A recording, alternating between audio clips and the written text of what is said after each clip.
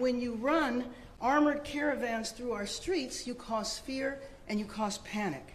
And deploying federalized troops is a dangerous escalation, but we need to be real about this. This is about another agenda. It's not about public safety. There's clearly no plan, and there is clearly no policy. I want the people of Los Angeles to know that we stand with all Angelenos, no matter where you were born.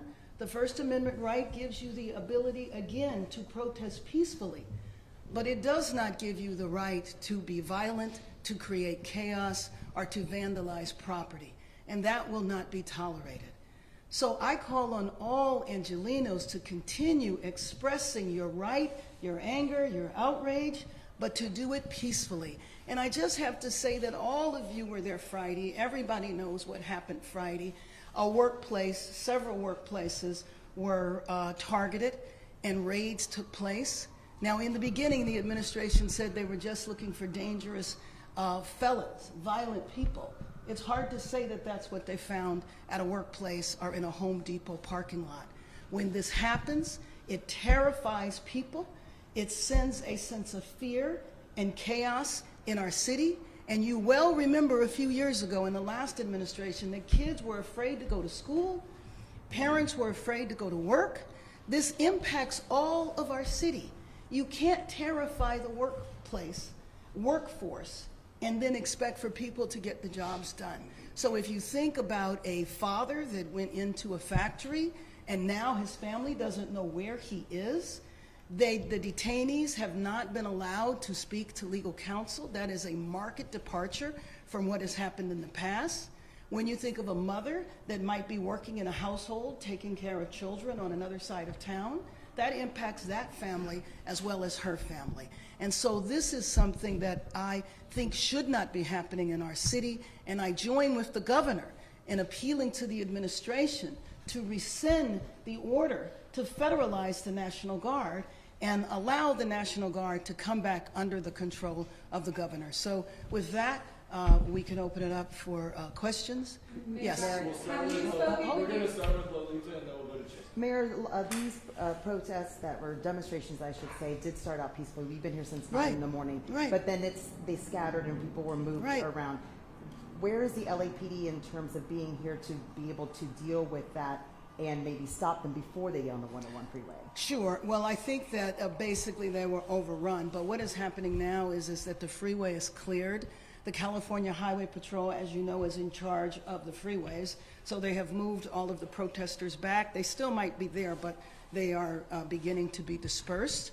But LAPD is on the perimeter, so LAP is actively involved. You know that there were hundreds of protesters on the freeway and thousands of protesters off the freeway. So there is a joint collaboration going with the CHP, the LAPD, and then frankly the National Guard. But you also know that the National Guard is deployed to protect federal property.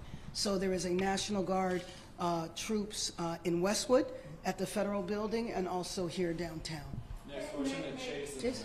Mayor Bass, have you reached out directly to the federal government, or is this you doing so right now with the media here? Have you tried to reach out? No, my disappointment is I've been talking to the federal government for days. I was hoping to prevent this situation from happening. I was trying to encourage the administration that if they deployed the National Guard in Los Angeles, it would create a sense of chaos. It's the last thing our city needs. Our city is still trying to recover from the wildfires. And you just think about how so many people were impacted by that, and that's an example of where the administration was helpful. And to go from that situation to where we are now is just really tragic, and I think it's so unfortunate. It's the last thing Los Angeles needs. When you say you've reached out to the federal government, have you to President Trump? No, I did not reach out to President Trump directly. I spoke to his chief of staff. I talked to Tom Holman. I talked to the U.S. Attorney.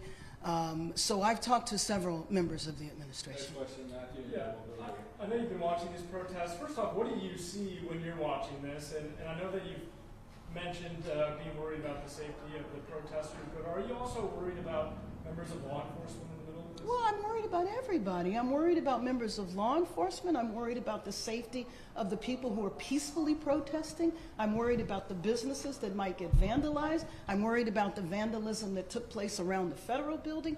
All of that. We do not need to see our city torn apart.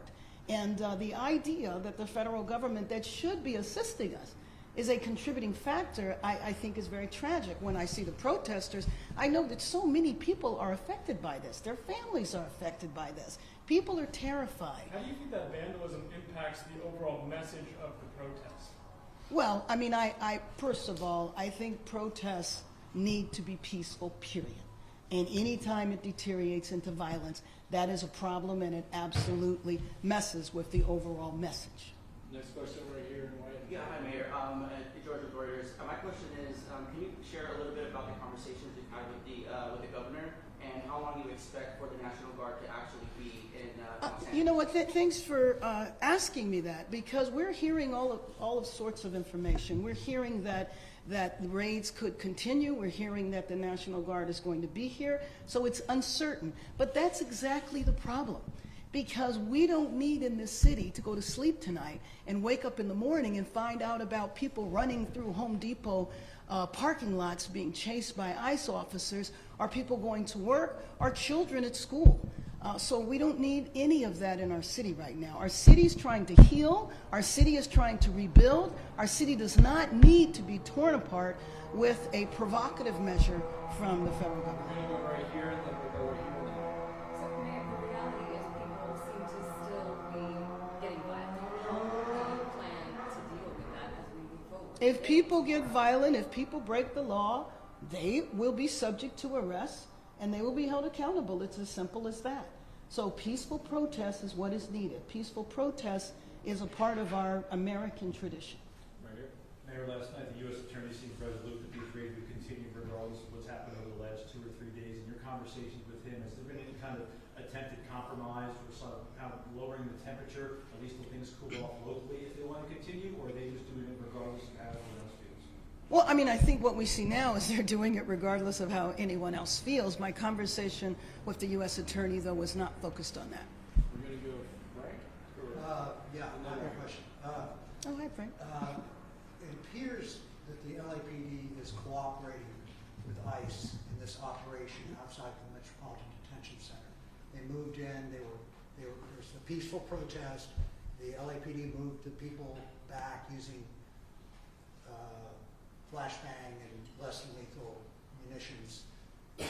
Comment on that, because Sure. the LAPD is not supposed to be cooperating with ICE. Sure. Well, first of all, I'm not sure that LAPD was involved with the flashbangs. But anyway, let me just say that what happened there is that when one branch of law enforcement says they need help, another branch of law enforcement is going to respond and is obligated to respond.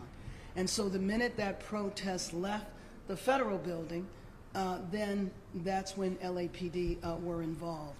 So the cooperation that you're referring to, I believe, is the cooperation around coordinating with ICE in terms of raiding workplaces or arresting people who are undocumented. Right here in the gray. Hi, what's your exact understanding of the timeline for how long the National Guard's going to be here, how long the raids are going to continue, are there going to be daily raids for... I have no exact timeline. I cannot tell you that. That's part of the problem, right? We do not know.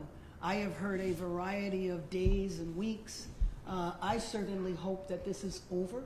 The last thing this city needs is civil unrest, and the last thing this city needs is civil unrest that's provoked.